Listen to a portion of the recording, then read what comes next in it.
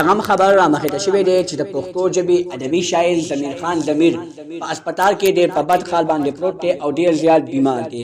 دوستانو هغه په سوشل میډیا باندې یو پوسټ کړی و چې ما ته دواګانې کوئ چې ما له الله تعالی صحت راکړي.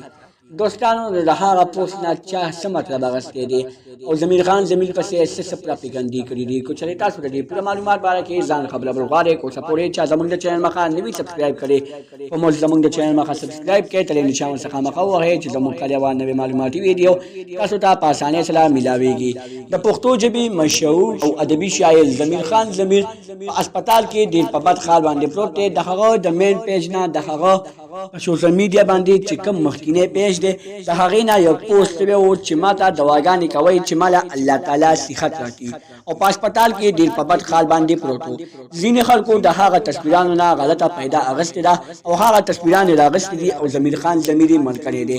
دوستانو چې کله یې ضمیر خان ضمیر د دې دنیا نه مړ کو یعنې د دې دنیا نه یې بوتلو او پوسټونه شروع شول نو ضمیر خان ضمیر ډایرکټ په لایو ویډیو راغلو او هغه خلکو له هغه جواب ورکړو چې څه یې په خوله راتلل.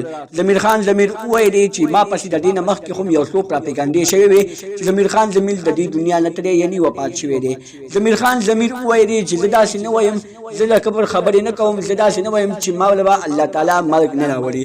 الله تعالی یو داسې لوی ذات دی چې هغه وغواړي په سات کې دنیا بدلولی شي او په سات ورانولی شي.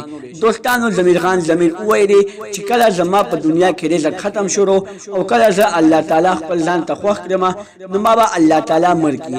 وی ویلې چې د اوس نه مخکې ما پسې پوسټونه کېدل چې ضمیر خان ضمیر غلط کارونه کوي بیا ما پسې دا پوسټونه وشول چې ضمیر خان ضمیر مړ شوی دی.